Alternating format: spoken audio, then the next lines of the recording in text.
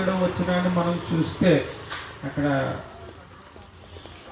సొలొమోను గారు యెహోవా యందు భయభక్తులు కలిగి ఉండుట దీర్ఘాయువునకు కారణము. యెహోవా యందు భయభక్తులు కలిగి సుఖజీవంతో గడుపు సంవత్సరాలను ఇస్తుంది. దీర్ఘాయువును సుఖజీవంతో గడుపు సంవత్సరాలను ఇస్తుంది. అంతేకాదు శాంతిని నీకు కలగజేస్తుంది. దీర్ఘాయుష్ను సుఖజీవంతో గడుపు సంవత్సరాల్ని శాంతిని నీకు కలగజేస్తుంది. ఎప్పుడు అంటే నా ఆజ్ఞను హృదయపూర్వకంగా గైకొనుము. అంటే యెహోవా యందు భయభక్తులు కలిగి ఆయన ఆజ్ఞను హృదయపూర్వకంగా గైకొంటే, అలా హృదయపూర్వకంగా గైకొన్న వాడికి దీర్ఘాయుష్ని ఇస్తాడంట. దీర్ఘాయుష్ని ఇవ్వటమే కాదు, సుఖజీవంతో గడుపు సంవత్సరాలు ఇస్తాడంట.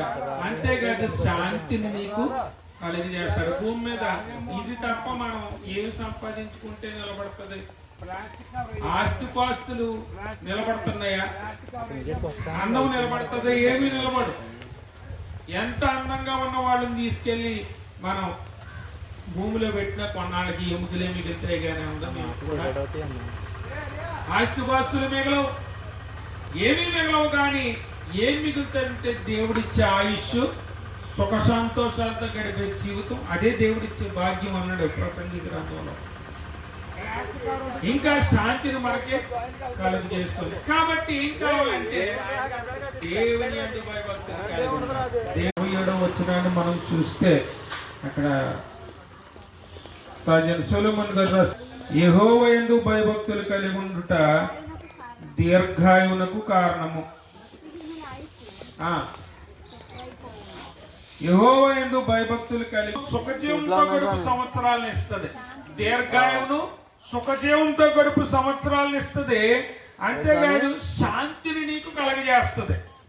దీర్ఘాయుష్ను సుఖజీవంతో గడుపు సంవత్సరాల్ని శాంతిని నీకు కలిగజేస్తుంది.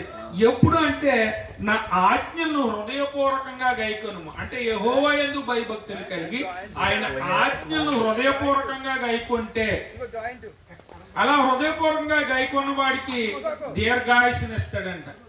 దీర్ఘాయుష్ని ఇవ్వటమే కాదు, సుఖజీవంతో గడుపు సంవత్సరాలు ఇస్తాడంట. అంతేకాదు శాంతిని నీకు కలిగజేస్తాడు. భూమి మీద ఇది తప్ప మనం ఏమి సంపాదించుకుంటే నిలబడుతుంది? ఆస్తిపాస్తులు నిలబడుతున్నాయా?